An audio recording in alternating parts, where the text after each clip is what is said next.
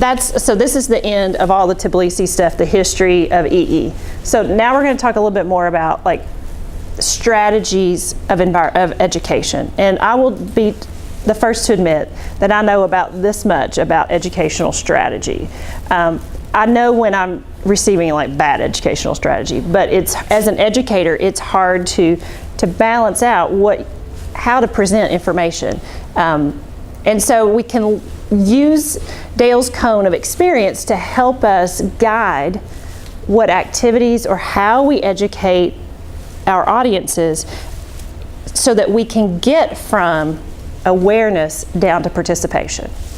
And so we can think about that people generally, on this side is what people generally remember, and this side is what people are able to do. So the goal of education usually, or when we think about it, is we want, the question I always think about is, what do I want my audience to know and be able to do after they've interacted with me? And that's a really basic concept, a really basic question to ask yourself if you're creating some sort of educational module, or you're doing a lesson or something like that, is what do you want your audience to know and be able to do when it's all over and said and done? And so if you ask them to read something, they're going to remember about 10% of that. You will remember about 10% of all the stuff that you read, and you read a lot of stuff, right? And how many times are you just reading words and there's no meaning going on? You finish and you go, I don't know what this is. So 10% of what you read, 20% of what you hear, 30% of what you see, 50% of what you see and hear. So we start to combine these things, right? 70% of what you write and say. So and then 90% of what you do. So if I had asked you to read something about the attitudes of most college students, about those viewpoints that we did this morning, you might have some understanding of it or remember any of it. But the fact that we got up and did that and moved around, then that helps you to bring all that knowledge in, keep it inside, and remember, because we're actually doing something. So when your professors assign you things to write, there's a reason for it, because we don't necessarily love grading papers. And the hope is, with you all doing the capstone and the reflective papers, you're going to at least take away firmly some aspects of what you're getting out of the school. Yeah, I mean, look at all the things that are listed here. So we ask you to read things, right? And usually that's like the first thing we say, well, if you don't, you got to read this first. And maybe that's not the best way. But then if you jump down here to what you see, so watch videos and view images. So let's just think about if you need to fix something that you don't know how to fix, where do you go to look for that information? YouTube, right? So those of us who were around before YouTube remember that we might have to actually pull out a user's manual and find written directions, or then we could search online for written directions. But now we just YouTube it. I mean, you can do all kinds of, we can do anything, right? We can get to the moon now because we've got YouTube. Those are things but we might ask you to read something, we might ask you to watch a video, we might use a video in class because it really kind of drives home a point more so than what I could tell you. We might ask you to go attend an exhibit. So you think about going to something that whatever kind of exhibit that is out in a museum or something like that. That's kind of passive education, but you're up, you're moving, you're interacting, hopefully, but you may be reading something that's on a display, or you're watching some demonstration or something like that. And so 50% of what you're seeing and hearing, you're going to remember. But then participate in hands-on workshops, design collaborative lessons. So these are things that we're starting to ask you to do as part of this class, and you've probably done this also in a lot of other classes too, right? That's the part where we ask you to present something. Here's perform a presentation, do the real thing, or simulate or model an experience. When you teach something to someone else, whatever way you go about doing it, that's when you really start to learn it yourself, right? I remember my PLS 366 class, and we were learning the nitrogen cycle. And we did this nitrogen chutes and ladders. It was so cool, I mean, how the transformations are going and you're moving around. And I just remember I was just blown away by all this knowledge, and how do you even go from not having any information about the nitrogen cycle to understanding the nitrogen cycle. And my professor said, I learned this because I teach it. And I got bored teaching it on a chalkboard. And so we figured out this way to create a more interactive way to learn it. And so you're doing the real thing. So keep this in mind as you're going through and you're learning yourself. And if you're having trouble picking up a concept, then maybe you need a different approach to learning the information. Okay, the other thing we can talk about is the 5E learning cycle.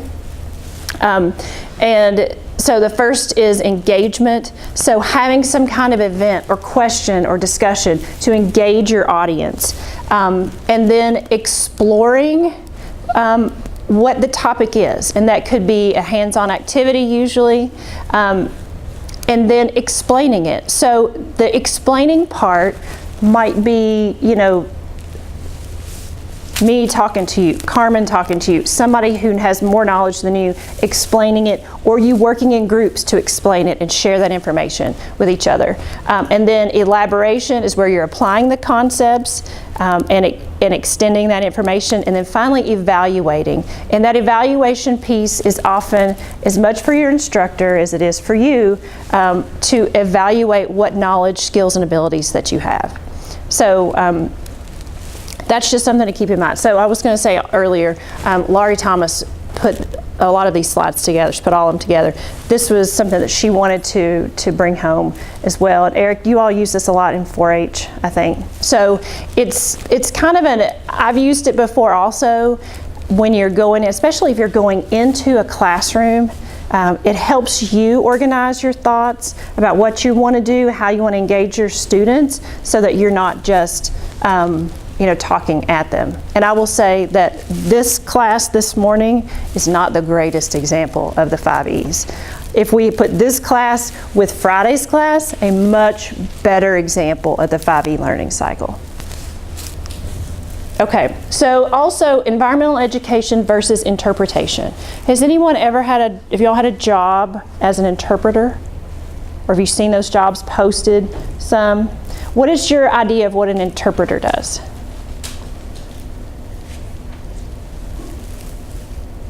Kind of like a guide. Okay. Spaces. Okay. Natural areas, things like that. Okay, so somebody like a guide at a natural area. And what might they do as a guide? They could indicate some interesting flora for visitors. Okay, so Laurie and I were talking about this too, because she had to explain this a little better to me, because she said Rob Pratley is probably a really good example of the way he identifies plants as an interpreter. So he's doing plant identification and helping you understand which plant is what and what it does and what ecosystem it might live in best or what have you.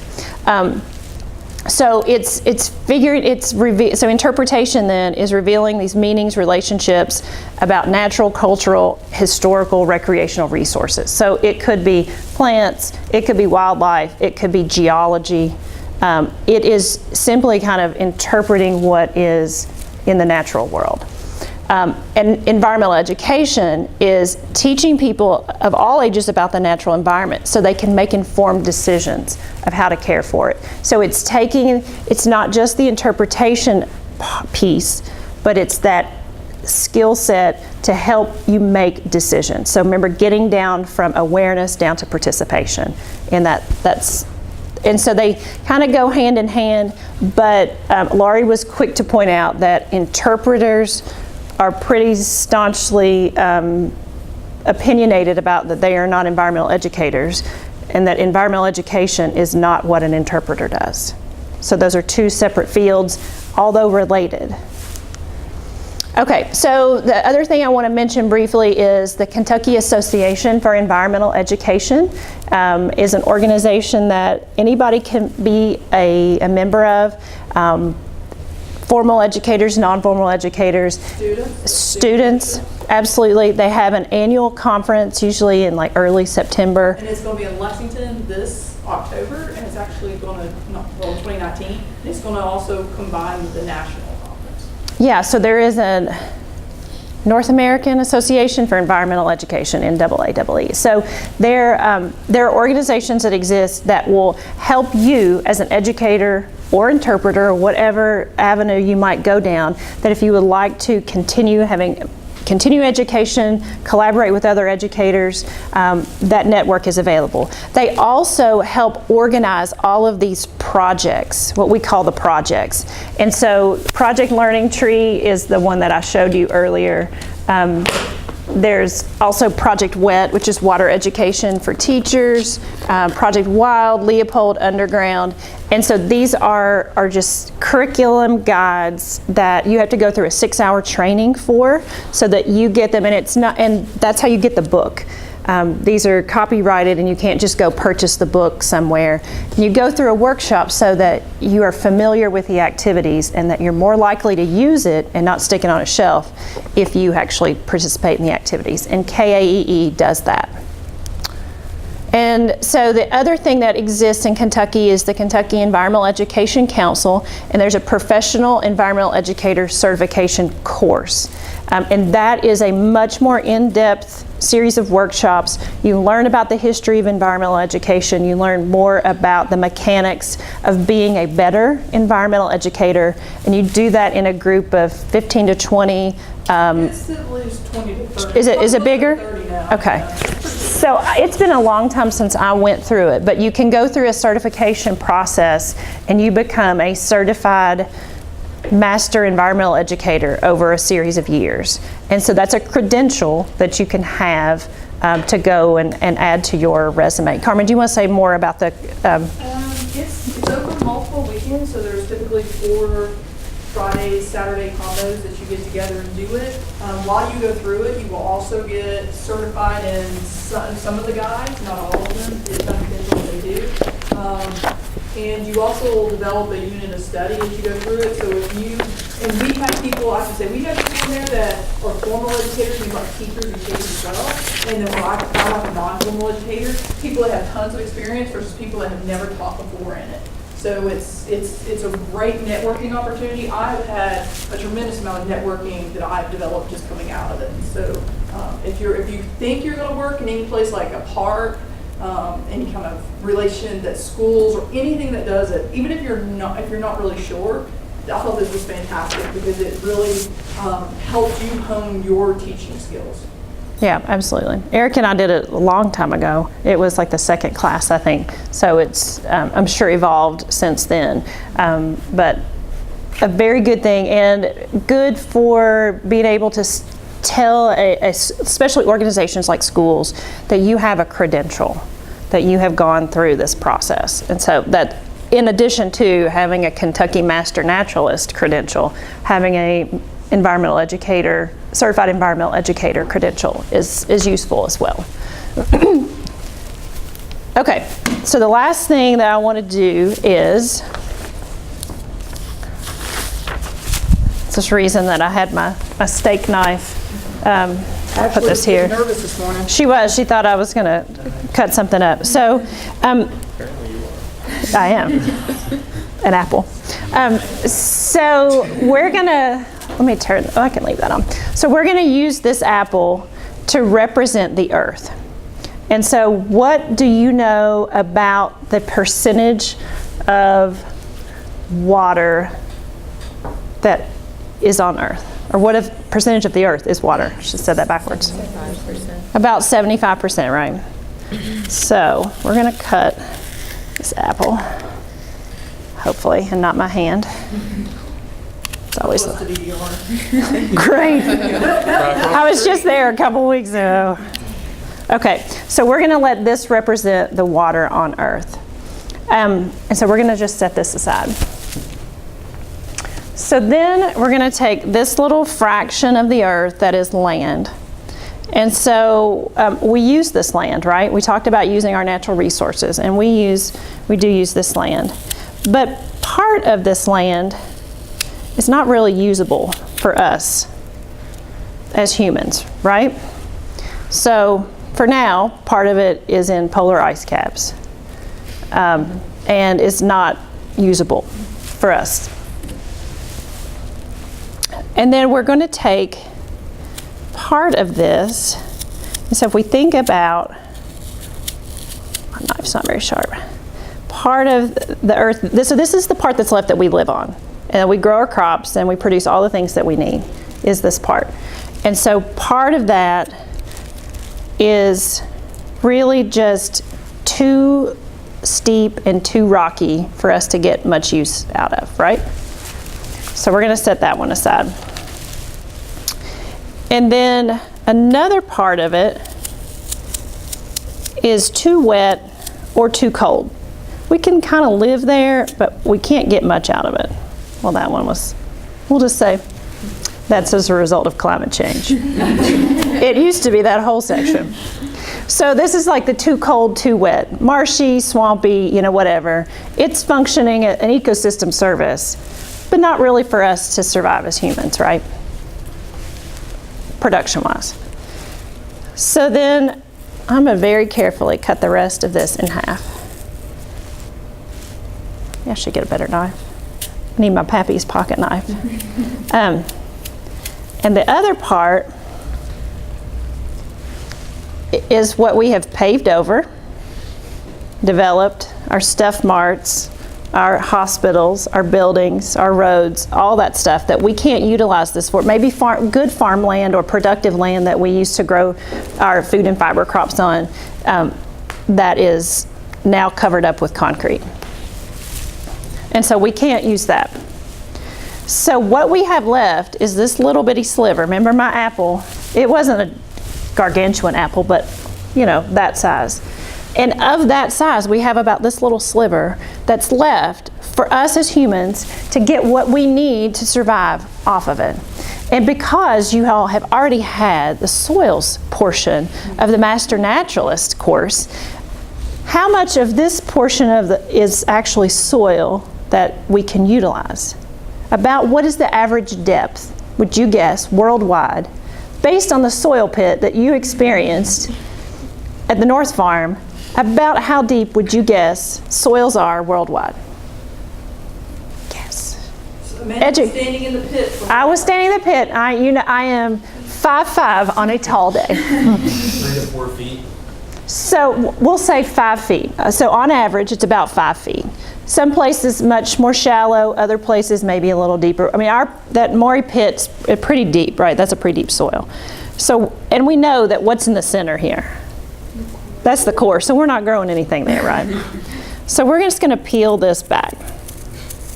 So this is gonna represent that soil that we have left for us to use to grow the things we need to survive.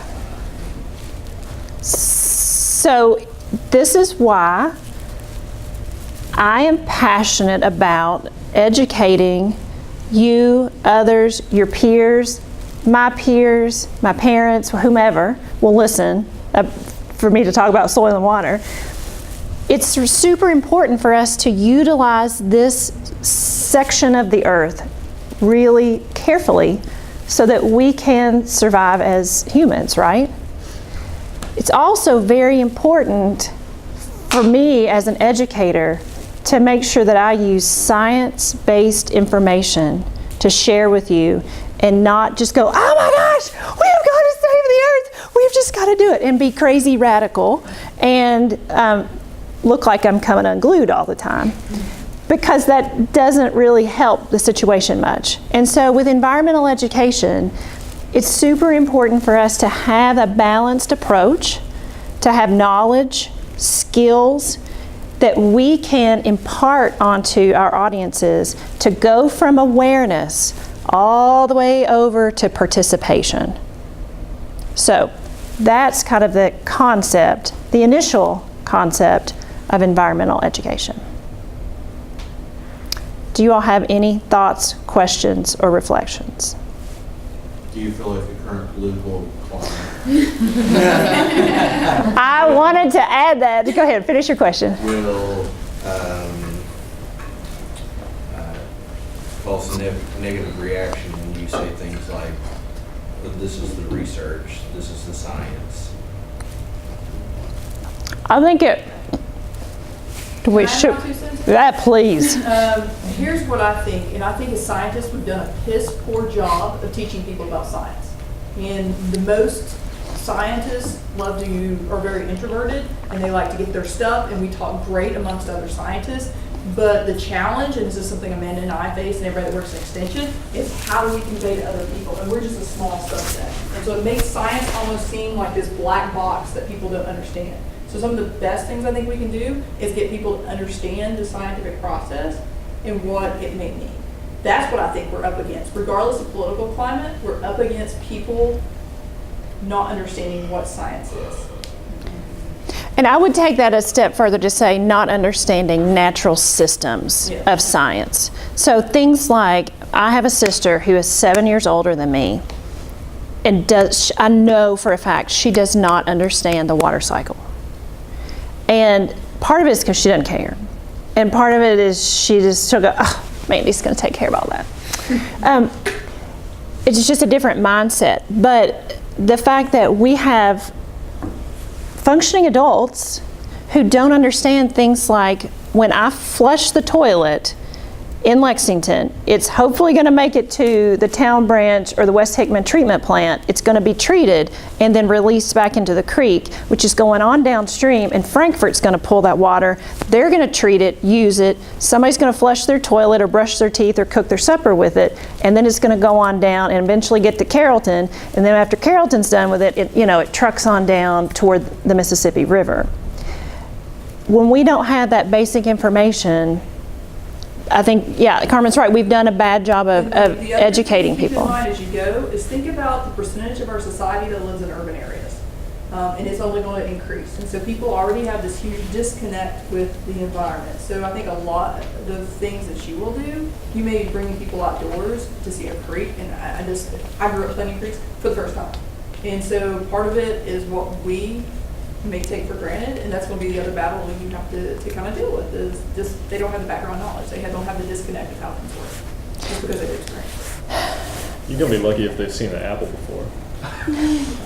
Naki, we also have to have a positive outlook, because yes, and it's very hard sometimes. It is very, very hard, and I just challenge you to not become jaded and cynical in your young years, because this is a lifelong effort, right? It says lifelong learning. Some people get to a certain point and they shut that learning switch off. We are not those people. Speaking of learning, Friday, we're going to be in Garrett's, okay? The plan is to have a big part of that class outdoors. If it is monsooning, obviously we can't. If it's not, we will, even if it's chilly. You all, unless things change, are also going to become educators that day too, and we'll be doing some teaching as well. So be prepared to kind of do that. And then also, I want to make sure you all have your teams together so we can get you, or at least one person on your team, loaded with the Goose Chase app, because you're going to need that for your homework. Unless Eric wants to partner up with another group to do this, because it's going to be a scavenger hunt, I was going to let you go by yourself since you're in Garrett County. That means the rest of you need to divide into 5 teams. If the water resources groups you had, if there were only 5 and that works, great. If not, that's fine. And there's a discussion board for it. Tell me your teams and pick your park or natural area. First come, first serve. There's plenty of them, so. Yeah. They'll pick something where we want to pick something where you can have environmental ed at it in some respects, so in some ways. It doesn't have to be elaborate, but just keep that in mind, okay? Good. We're good. Make sure you sign in. Anybody want a piece of the earth?